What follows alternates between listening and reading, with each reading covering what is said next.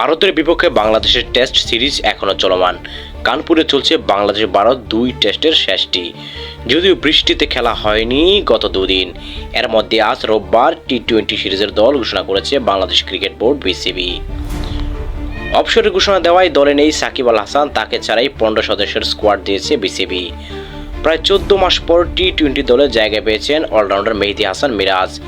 2023-এর জুলাইয়ের পর আর এই সংস্করণে খেলেননি মিরাজ।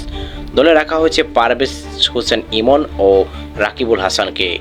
নাজমুল হোসেন শান্তর কাঁদিয়ে থাকছেন নেতৃত্বের ভার। টি-20-তে ভালো করা তরুণ তুর্কি তাওহিদ হৃদয়, রিশাদ হোসেনরা আছেন যথারীতি।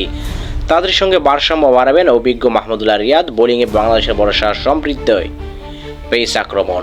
চুট কাটিয়ে দলে ফিরছেন পেসার শরীফুল ইসলাম, সঙ্গে আছেন তাসকিন, সাকিব, মুস্তাফিজরা। সিরিজের প্রথম টি-20 অনুষ্ঠিত হবে আগামী 6 অক্টোবর গোয়ালিয়রে, 9 অক্টোবর দিল্লিতে দ্বিতীয় এবং 12 অক্টোবর হায়দ্রাবাদে মাঠে গড়াবে তৃতীয় ও শেষ টি-20। সবগুলো ম্যাচ শুরু হবে বাংলাদেশ সময় সন্ধ্যা 7:30টায়।